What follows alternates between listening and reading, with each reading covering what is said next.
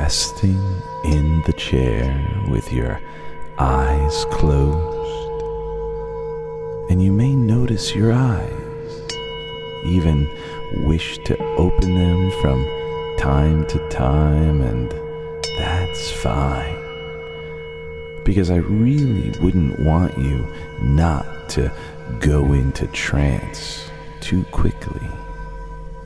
So much easier simply to allow that feeling in a shoulder, in a hand, to continue as you listen to the sounds of my voice, the sounds in the room, the bells, the ringing, the sounds outside the room, other voices, other rooms, while you pay close attention to the changes in an arm, a hand,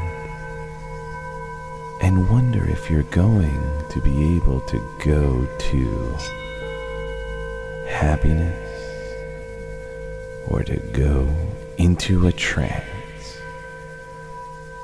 while your unconscious mind has already begun to drift down, to let go for a time, allowing the body to relax the mind, to relax with it, without knowing at times how much more comfortable you really can become. And sooner or later, everyone's had the experience of falling asleep while watching television, paying close attention to the storyline, just closing the eyes for a moment to rest quietly, hearing the music, listening to the voices in that comfortably relaxed way. When a word or a phrase reminds you of a particular memory, and you drift, dream away for a time. Come back to the words again and drift, dream away again, until the words and the music become a soothing sound in the background of the mind, just for a time, and the unconscious mind continues to hear everything of importance to you, while the conscious mind may not notice that you need not listen to everything I say, because you've known all along how much easier it is to learn something when you're relaxed. Though I wouldn't want you to relax too deeply at first. So much more important for you to recognize the small changes, tiny changes, barely noticeable, happening in your breathing, in your pulse, in the relaxation of the face, in a feeling of comfort and security, because your unconscious will choose to relax your little finger before those feelings begin in a thumb, or perhaps your wrist will be the handiest place to begin relaxing. But the conscious mind can enjoy being curious about exactly where those feelings will begin. If you drop a pebble into a pool of water, the water flows in ripples on the surface. But just below the surface, just beneath the surface of awareness, the pebble drifts down. And as that pebble drifts down past the water animals, drifting down past the water plants, gently floating down. Nothing is disturbed as it slowly comes to rest on the bottom of the quiet pool. Even the surface ripples become slower and quieter, and beneath the surface, all is still, calm, and you can recognize your ability to relax and comfortably reflect upon your problems in a certain way, remembering those times when you were sure things were one way and they turned out to be something else entirely. Perhaps as a child, learning that library is really library, or telling the difference between feet and feet, changing old beliefs and learning new meanings, new ways of doing things. And I wonder if these new feelings, these hypnotic feelings, will stay the same or continue to deepen even more as you try to remember everything I've said to you about those TV dreams and pebbles that drift down, sometimes more quickly and sometimes very slowly.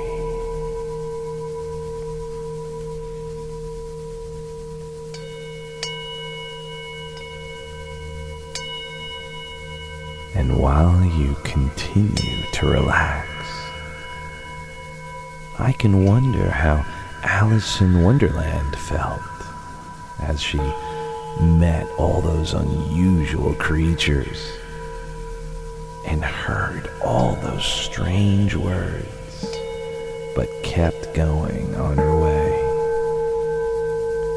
not knowing what to expect that day, not knowing what next or where to do.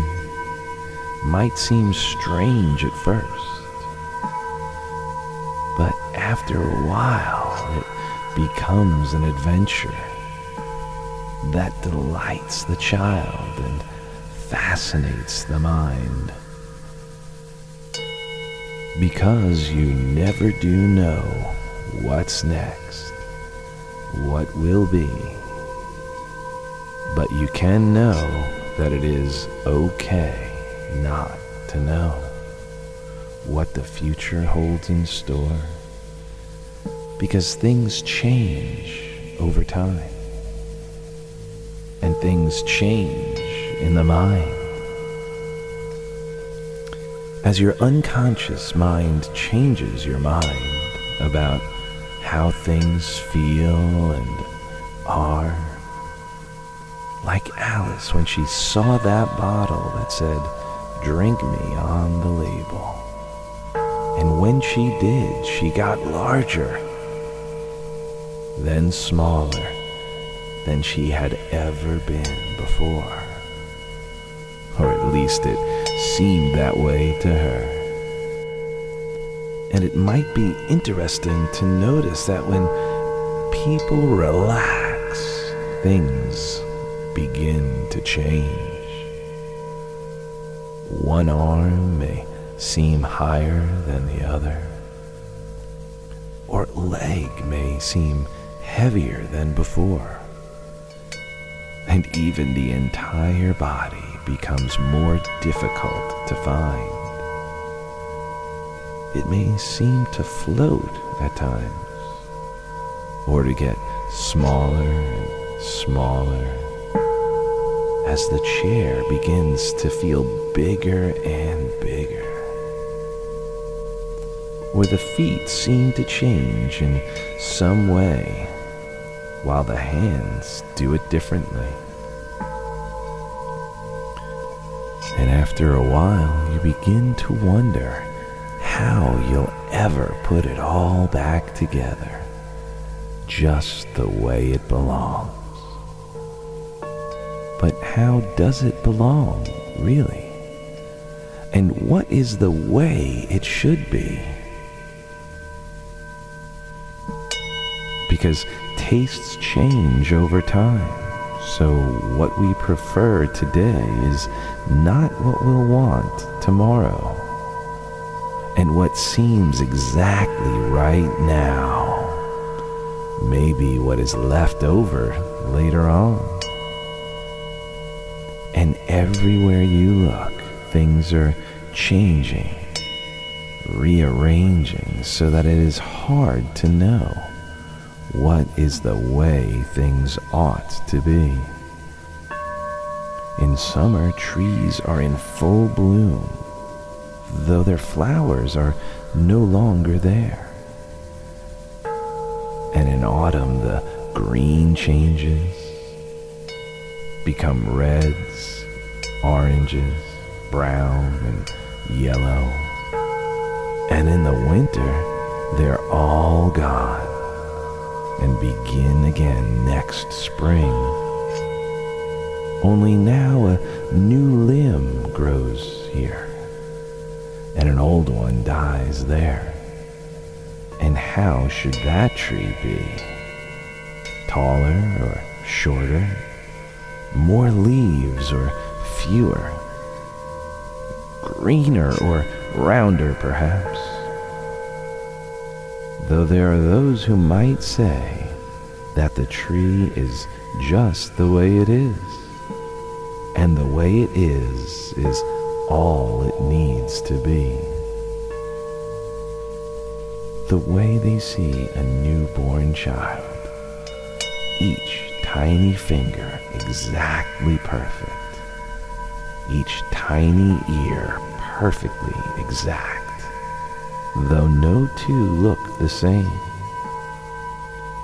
Like Alice found in Wonderland, where everything seemed different, and she discovered how it felt to love being just what she was.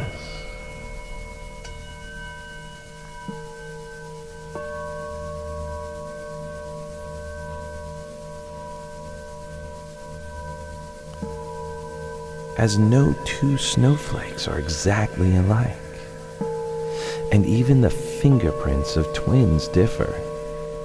So who's to say which is the right one and which the left? And so no matter how hard we try to do things perfectly, the odd thing is we always prefer the thing that is different or unique, something one of a kind.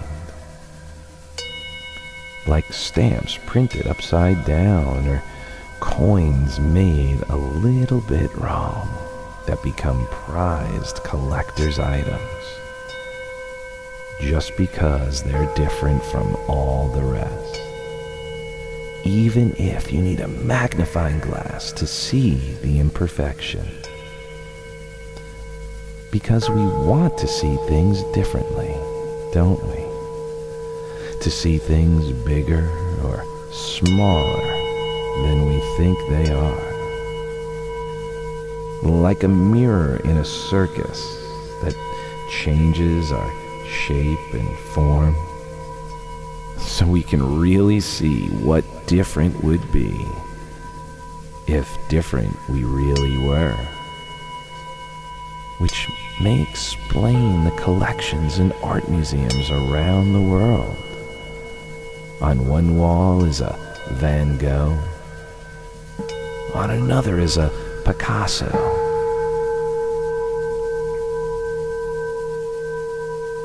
And the pointillism of Seurat stands near the sculptures of Rodin sometimes.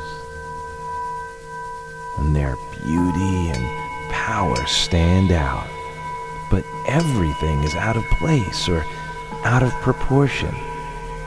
2 legs, different lengths, 2 arms, different sizes. And yet, it is all art of the highest form. The different paintings, different styles, like clothing styles that change from one age to another, and yet each is beautiful and flattering in its own way.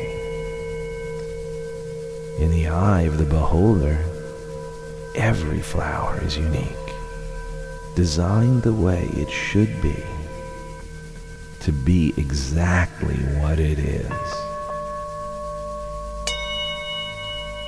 And that is why we used to play a game of sorts as children, to decide which flower we would be and which we already were. And then to really look at it later and be surprised by what we found. It's something you can do as well. Whenever you decide which flower you belong to. But for right now, we don't need to know how you will feel when you decide to know that what seems wrong can be right after all. And after you do all your homework and explore your own museum in the gardens of your mind, where you can collect what you need to know to protect your own treasure and to treasure what you have collected, even after you think you know that you do not really know what they really think about what you think about you.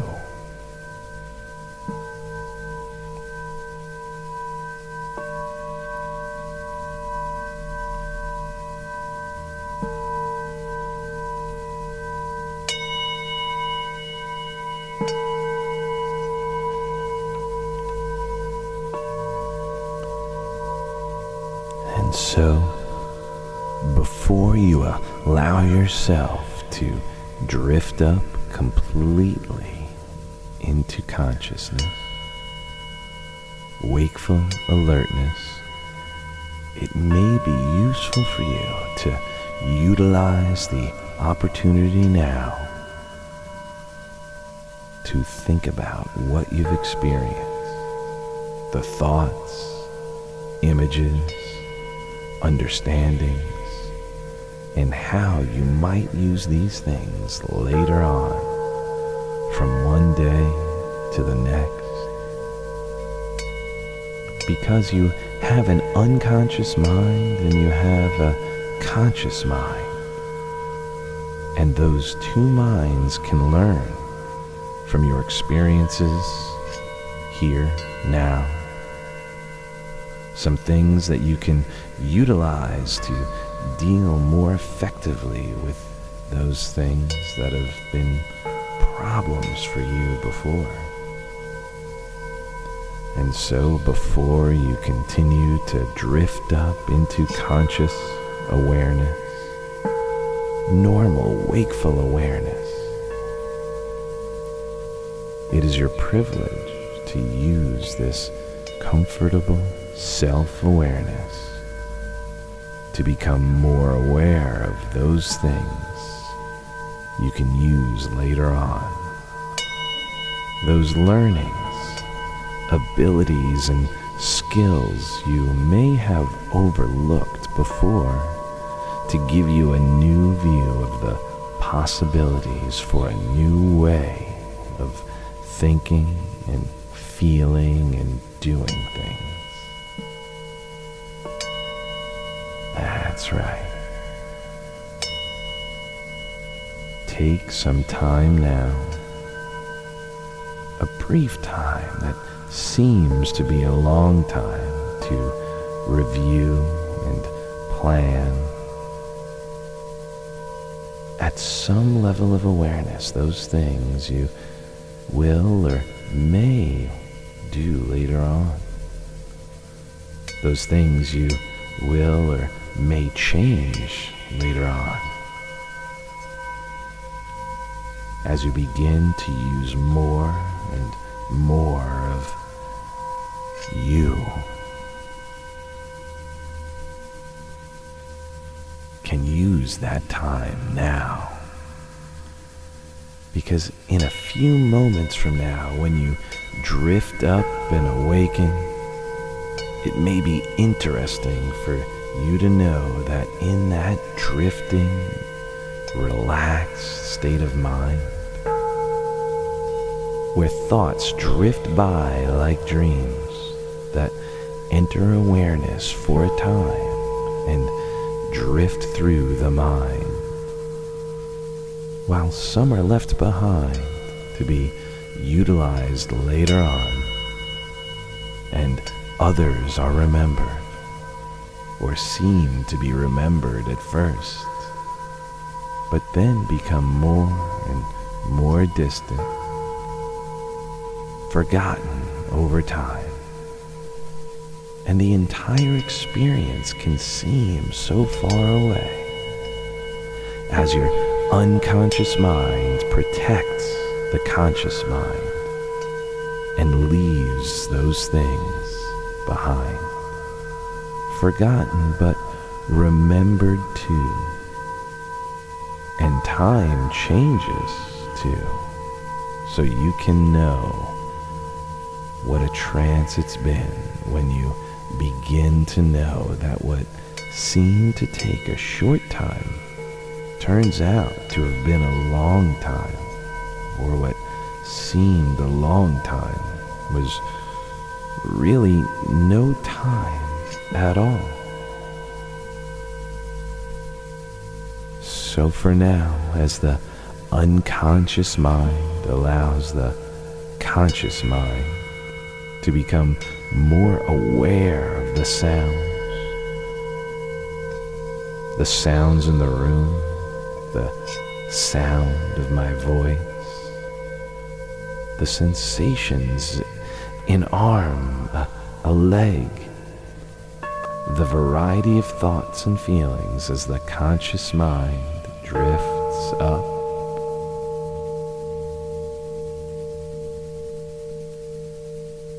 and conscious wakeful awareness returns completely now, up to the surface of wakeful awareness, restfully refreshed, comfortably awake, even as the mind drifts up completely and the eyes are allowed to open now. That's right, eyes open and wakeful awareness returns quite completely now.